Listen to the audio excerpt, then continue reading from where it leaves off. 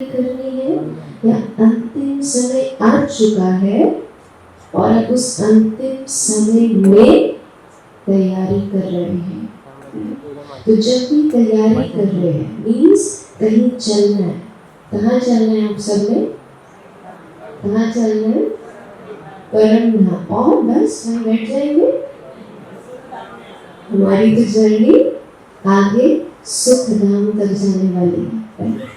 अब कहीं पर भी जाना है तो पैकिंग की जरूरत पड़ती है ना? तो जैसे ही पैकिंग करनी है तो पैकिंग करते हुए कुछ चीज़ों को बैग में डालना है और कुछ चीज़ों की जरूरत जिसकी नहीं है उसको छोड़ते जाना। जब आप पैकिंग कर रहे होते हो 3-4 लोग आपके पास ये रखना है, ये रखना है, ये रखना है, तो आप बोलोगे हाँ ये दे दो और ये नहीं दो। तो अभी हमने क्या रखना है क्या नहीं रखना है उसमें सबसे पहले समझेंगे कि पैकिंग करते हुए क्या नहीं रखना है। क्योंकि हमने कहा हमें परम धाम जाना है और सुख धाम जाना है। तो जहाँ जाना होता है उसके हिसाब से तैयारी होती है। आप लंदन जाएंगे तो उसके वेदर के हिसाब से पैकिंग करेंगे। अब हमें परम धाम जाकर सुख धाम में आना है। सुख धाम में हमारे संपूर्ण क्या परिभाषा होती है? देवी देवताओं की महिमा में क्या कहते हैं? सर्व गुण संपन्न,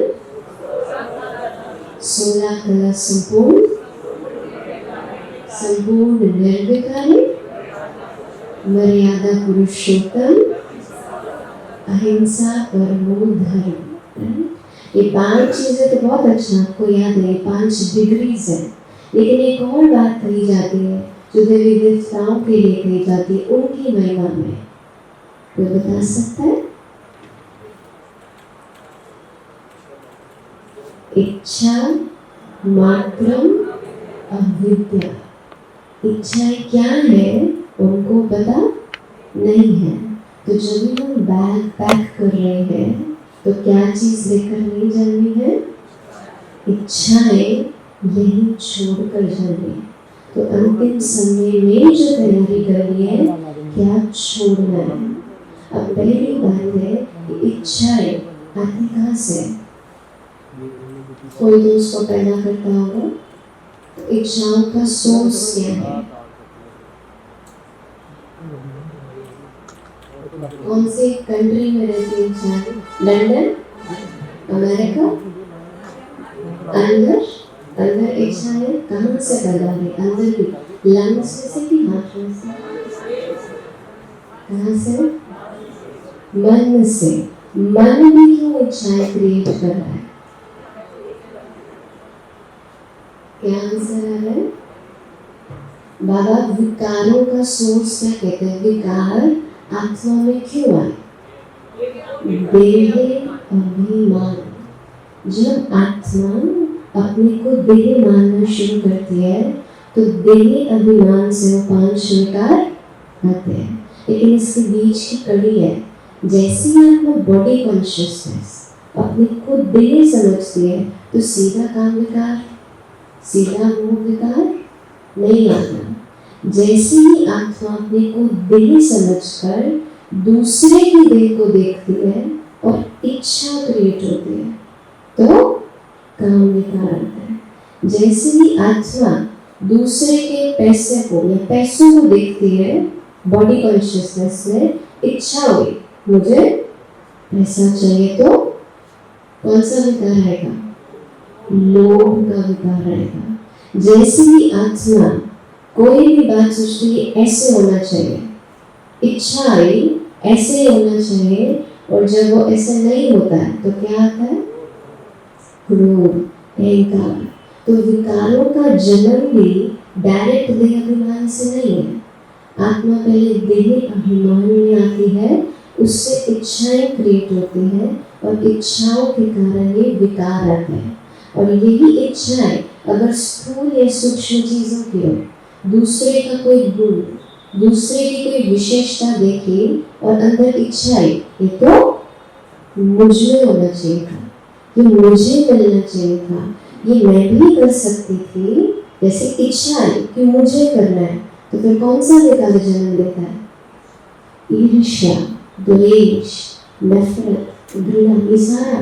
तो ये पूरा रावण का जो परिवार है ये कहाँ से जन्म ले रहा है? इच्छाओं से। तो इच्छा और कामना क्या है?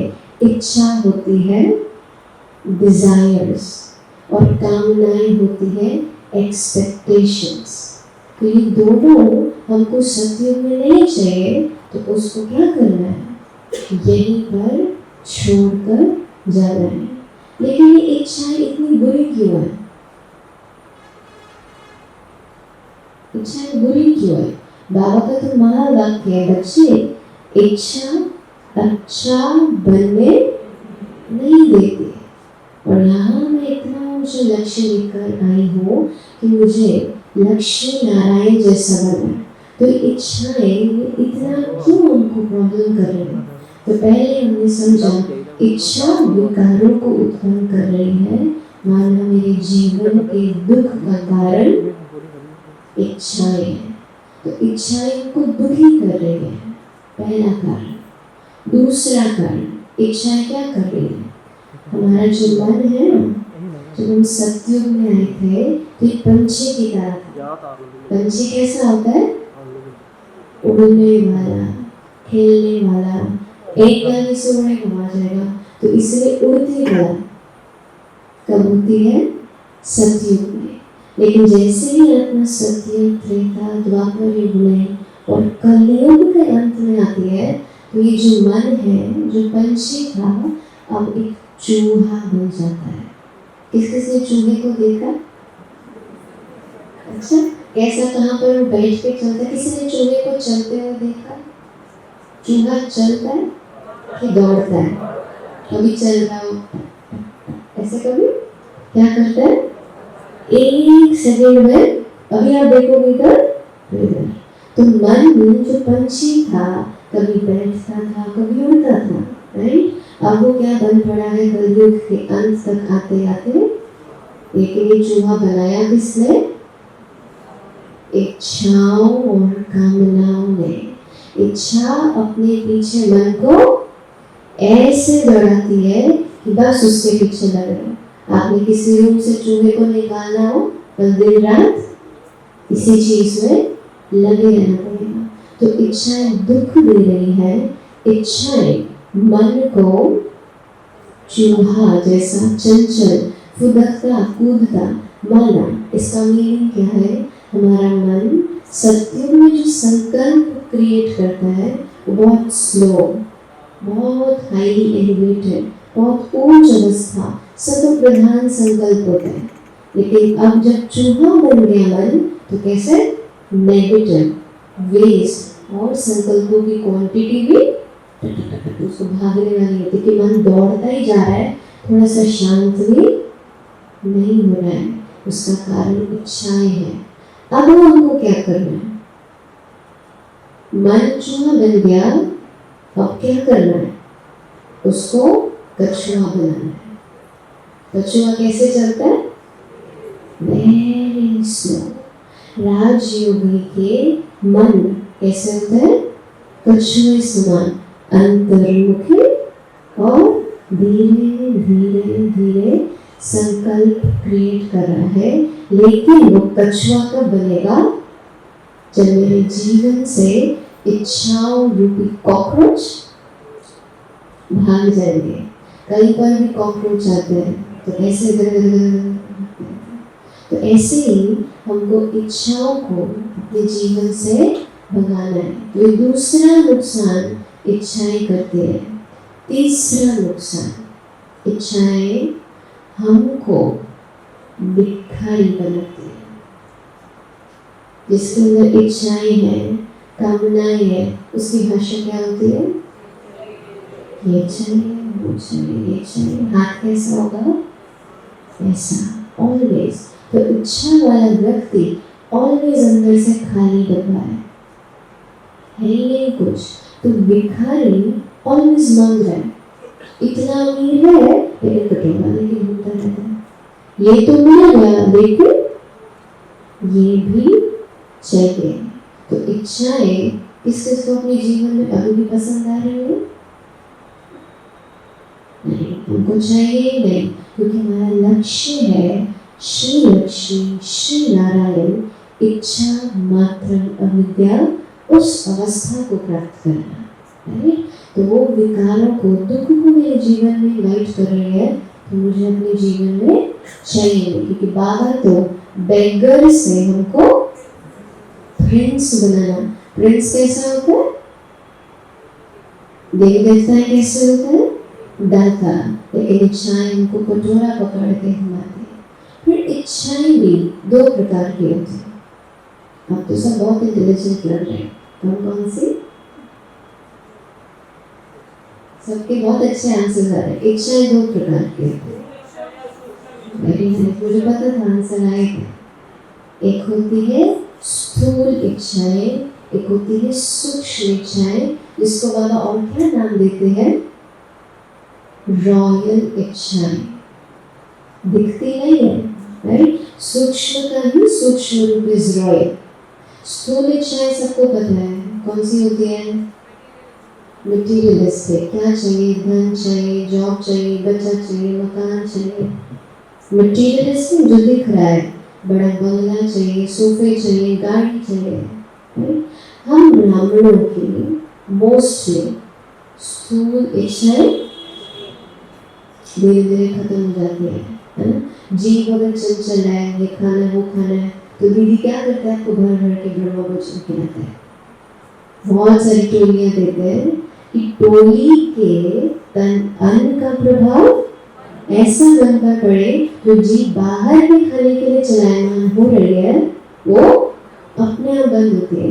किस किस को भोजन की मर्यादाओं में बहुत प्रॉब्लम है, बहुत डिफिकल्ट, कि सबको लगता है कि पता ही नहीं चला कि अपने आप ही, किस किस का ये अनुभव है कि पता ही नहीं चला कब मैंने वो वाला भोजन छोड़ दिया। अपनी बात करें, हमें पता ही नहीं चला जब हम ज्ञान में आए, हमें योग में बहुत आनंद आता था, पता ही नहीं चला कि कब वो भोजन छूट गया। और कुछ सालों के बाद रियलाइज किया कि जो जो चीजें पसंद आती थी उसको सब में प्याज डलता था।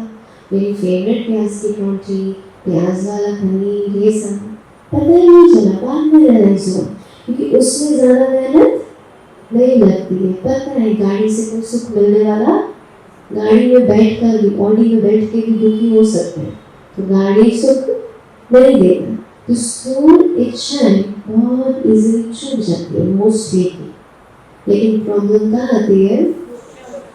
सूक्ष्म इच्छाएं। क्यों आती है प्रॉब्लम इसको छोड़ने में? क्योंकि स्थूल इच्छाओं के लिए बाबा डायरेक्शन सीधा सीधा देता है। क्या करना है बच्चे? विनाश होने वाला है, तो पता विनाश होने वाला है, क्या करना है, राइट। बाबा भोजन की मर्यादाएं बता देते हैं, तो समझ आ गई और इजीली दिख जाती है कि क्या करना है। इतने कपड़े खरीद के, दो अलमारी बना के, जितने चाहिए उतने काफी है। लेकिन सूक्ष्म इच्छाओं को परखने की शक्ति चाहिए होती है। उसके लिए जो बाबा अव्यक्त मुरलियों में बार बार बाबा चेकिंग करते हैं। इस संडे की मुरली में कितना बड़े चेकिंग पॉइंट्स बनाए, चेक करो, कहीं नाम मान शान की इच्छा तो नहीं, कहीं ऐसा रिगार्ड मुझे मिले, ये तो नहीं सोचते। ये सूक्ष्म इच्छाएं, इसको परखना फिर मासिक अंतर में। लेकिन जो निरंतर राजयोग का अभ्यास करते हैं, उनको बहुत जल्दी वो फिर पकड़ने आती रहती है। दूसरों से खुशी मांगना, दूसरों से प्यार मांगना, दूसरों से रिगार्ड मांगना, यह है सूक्ष्म इच्छाएं। और फिर इसी का भी सूक्ष्म रूप है जो ब्राह्मणों को आती है रॉयल इच्छाएं।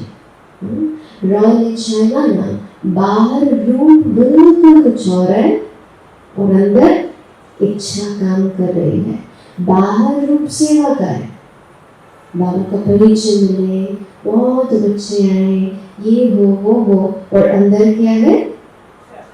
इच्छाएं। मैंने कोर्स करा है, मैंने भाषण किया, मैंने उसको परिचय दिया था ना, इससे सेंटर पे आया, मैंने बोला था तो उसके पास कौन नहीं जाने वाला था। अब मैंने इतनी सेवा की, दीदी मुझे इतना तो कुछ है। अब ऐसा व्यक्ति अगर क्या नहीं कर पा रहा है, इतनी सेवा करके बाबा वहाँ दुआओं की बारिश कर रहा था। उसको बारिश में 2 बूंद पानी चाहिए। वो क्यों हो रहा है? क्यों? क्योंकि हम समझ नहीं पा रहे कि अंदर इच्छाएं अपना काम करती जा रही है। तो आज जो भक्ति में हम उन इच्छाओं को आपके सामने बड़ी स्क्रीन पर रख रहे हैं कि इच्छाएं ये अंदर कैसे उत्पन्न हो रही है। अब ये इच्छाओं को वरदान है, फितरत होती है ना हर एक की, तो इच्छाओं की भी फितरत है, उसको भी वरदान है कि वो कभी भी तृप्त नहीं होती। क्या कहते हैं? आप भय बूढ़े तृष्णा भई जवान। आप में से किस किस ने हनुमान जी और सुरसा की कहानी सुनी है? हाँ, बस एक है। अच्छा, 2 3। सुरसा राक्षसी थी। हनुमान जी ने समुद्र को लांघना था और उस समुद्र की वो राक्षसी रखवाली या जो भी राज करती थी। अब हनुमान जी ने वहां पर उड़ के पार करके जाना है, तो सुरसा क्या कहती है? उसको जाने नहीं देती और कहती है अगर तुमको उस पार जाना है तो तुमको मेरे पेट से होकर जाना पड़ेगा। अब हनुमान जी महावीर है ना, महावीर हनुमान कहते हैं और युक्तिवाज भी बहुत है। अब वो क्या करते हैं कि वो मान ही नहीं रही है जाने के लिए, तो प्रॉब्लम कर रही है बीच में। तो वो क्या करते हैं? हनुमान जी अपनी शक्तियों को बढ़ाकर अपना रूप बड़ा कर लेते हैं। अब सुरसा भी राक्षसी ऐसी वैसी नहीं थी, वो भी क्या करती है? अपना रूप और बड़ा करते हैं। फिर हनुमान जी देखते हैं, अरे फिर वो और थोड़ा सा अपना बड़ा रूप कर लेते हैं। सुरसा भी उतनी पावरफुल, बाबा माया की कितनी प्रेस करते हैं कि माया कोई कम शक्तिशाली नहीं है। तो सुरसा भी अपना रूप और बड़ा करती है। जब इतना बड़ा रूप करके सुरसा ने मुंह खोल रखा है, तुमको मेरे पेट से होकर ही जाना पड़ेगा, मैं तुमको खा जाऊंगी। तो हनुमान जी एकदम से अपना रूप एकदम छोटा करके फटाक से कूद कर उसके मुख में जाकर उसके पेट में चक्कर लगाकर आ जाते हैं बाहर। और सुरसा फिर क्या करती है? उसने तो यही कहा ना, पेट से होकर जाना, वो पेट का चक्कर लगाकर चले जाते हैं। तो क्या इसका अभिप्राय है? सुरसा माना इच्छाएं, जितनी हम उसको फुल करते जाए उतनी वो बड़ी बड़ी बड़ी बड़ी होती जाएगी। लेकिन इसमें इम्पोर्टेंट हनुमान जी का रोल है कि कैसे उन्होंने इच्छाओं से अपने को मुक्त किया है। तो पहले हम इन बात को रियलाइज करें कि इच्छाएं अब हम कभी भी पूरी होने वाली नहीं है, वो और बढ़ने वाली है, तृप्त होने वाली नहीं है। अब ये इच्छाएं भक्ति मार्ग में किस प्रकार से होती थी? दर्शन की इच्छा। और मंदिरों में जाके क्या करते हैं? क्या बोलते हैं? आशीर्वाद दो, पुत्र दो, घर दो, जॉब दो, यही होता था। अब क्या होता है?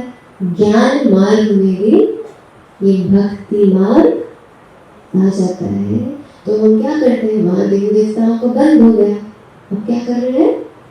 बाबा एक पोता तो, एक अपना थोड़ी छत तो आपको बनकर मुझे नहीं मिले तो फिर आप भगवान। तो भक्ति मार्ग ज्ञान मार्ग में मिक्स हो रहा है। तो इच्छाएं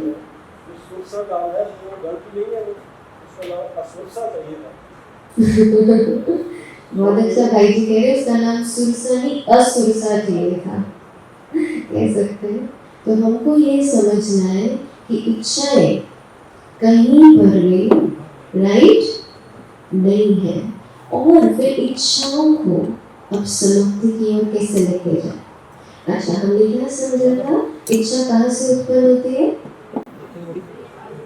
देहे भान देहे अभिमान से। तो फिर उसको खत्म करने के लिए क्या करना पड़ेगा? देही अभिमानी स्थिति, देही अभिमान। जब हम अपने को देही अभिमानी मान लेते हैं, मीन्स अपनी आत्मिक स्वरूप में उस आत्मिक प्यार, रूहानी प्यार, आत्मिक आनंद उनकी है कॉकरोच जैसे, है ना? कॉकरोच कहीं पर भी जाए तो बहुत सारे कॉकरोच आते हैं, तो हम कॉकरोच को खत्म करने के लिए क्या यूज करते हैं? हीटर यूज करते हैं। तो हमको इच्छाओं रूपी कॉकरोच को खत्म करने के लिए आत्मा के सातों गुणों का हिट उस पर छिड़कना पड़ेगा। ऑटोमेटिकली इच्छाएं हमारे जीवन से हाथ जोड़कर विदाई ले लेंगे। तो उसके लिए करना क्या है? अपने को सातों गुणों का अभ्यास देना है।